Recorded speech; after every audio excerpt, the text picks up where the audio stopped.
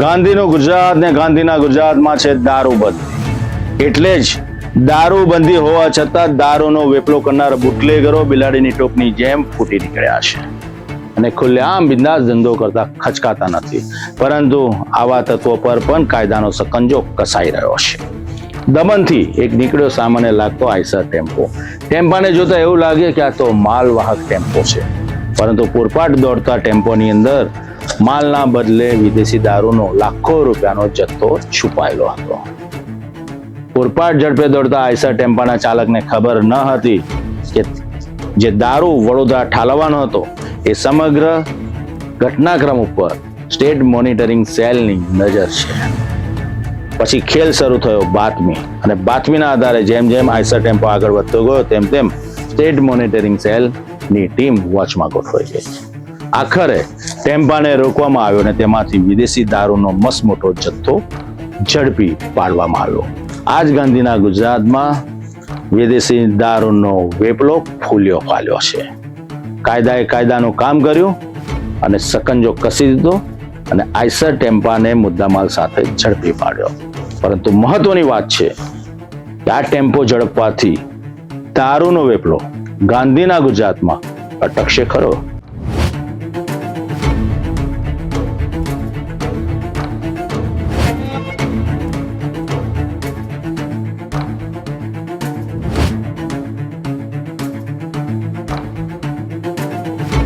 રાત હોય કે દિવસ, સ્ટેટ મોનિટરિંગ સેલની ટીમ સતત બાતમીદારોના સંપર્કમાં રહે છે અને આવી જ એક બાતમીએ ખોલી દીધો વિદેશી શરાબના કાળા કારોબારનો ભેદ.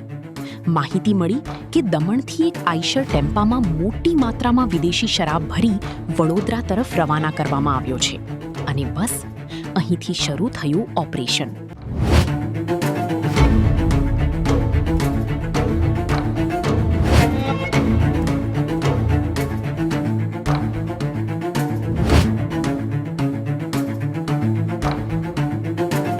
સમગ્ર સ્ટેટ મોનિટરિંગ સેલની ટીમે વોચ ગોઠવી. વોચ હતી આઈસર ટેમ્પા ઉપર. જેમ જેમ પૂરપાટ દોડતો ટેમ્પો આગળ વધતો ગયો અને વડોદરા શહેરના સ્વામિનારાયણ મંદિરના પાછળના રસ્તા ઉપર આગળ આવીને ઉભો રહ્યો, ત્યાંથી પસાર થતા આવન જાવન કરતા વાહનોનું ચેકિંગ પણ હાથ ધરવામાં આવ્યું.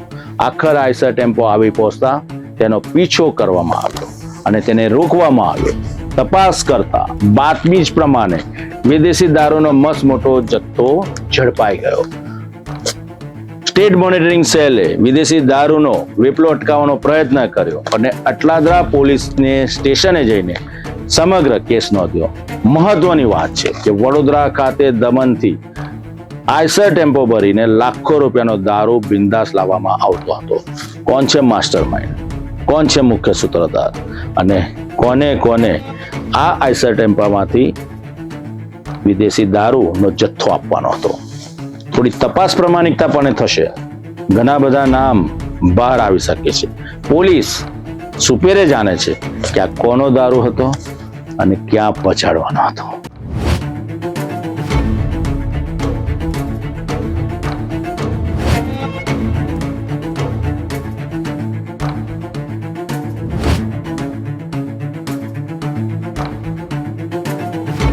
વાહનની તલાશી શરૂ થઈ અને એક પછી એક બોક્સ બહાર આવવા લાગ્યા.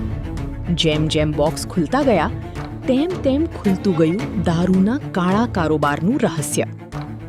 ટેમ્પામાંથી વિપુલ પ્રમાણમાં વિદેશી શરાબનો જથ્થો મળી આવ્યો, જેની કિંમત અંદાજે 25 લાખ રૂપિયા હોવાનું સામે આવ્યું.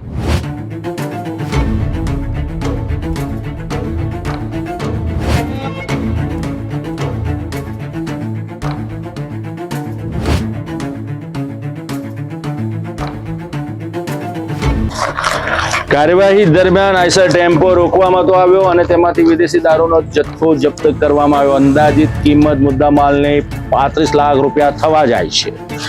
આરોપીની ધરપકડ કરવામાં આવી. ત્યારબાદ કડક હાથે પૂછપરછ શરૂ કરવામાં આવી. વડોદરા શહેર અને તેના આજુબાજુના વિસ્તાર એટલે અટલાદરાથી આજુબાજુનો વિસ્તાર ગણો તો પાદરા, ભાયલી, વાસણા અને ગોત્રીથી આગળ પણ જઈ શકો છો.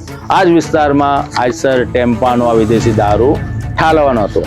નામચીન બુટલેગરો ત્યાં વસવાટ કરે છે. ઘણા બધા રાજકીય પાર્ટીઓ હેઠળ ઉલિયા ફાલ્યા છે અને પોતાનો વેપલો ચલાવી રહ્યા છે.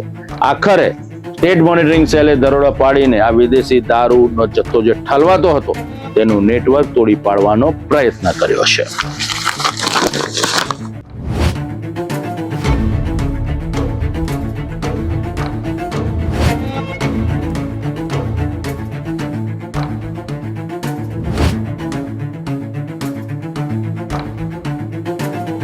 ગુજરાતમાં દારૂબંધી હોવા છતાં વારંવાર શરાબ ઘુસાડવાના પ્રયાસો સામે આવી રહ્યા છે.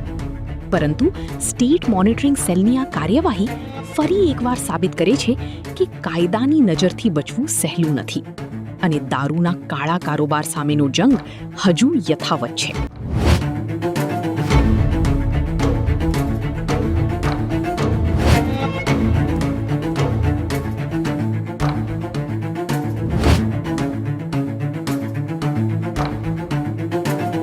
દમણથી દારૂનો જથ્થો, આઈસર ટેમ્પો, ચોક્કસ બાતમી, સમગ્ર રૂટ પર વોચ. આખરે ટીમે આઈસર ટેમ્પો ઝડપી પાડ્યો, 35 લાખથી વધુનો મુદ્દામાલ કબજે કર્યો. વિદેશી દારૂ ઝડપાયા બાદ આરોપીની અટકાયત કરી અને મુદ્દામાલ પણ જપ્ત કર્યો. મહત્વની વાત છે, કોને મંગાવ્યો દારૂ અને ક્યાં ક્યાં પહોંચાડવાનો હતો. થોડી તપાસ વ્યવસ્થિત થાય તો સમગ્ર નેટવર્કનો ભંડાફોડ થશે. સ્ટેટ મોનિટરિંગ સેલે તેનું કામ કરી દીધું અને એટલા બધા પોલીસ સ્ટેશને ગુનો પણ નોંધાઈ ગયો.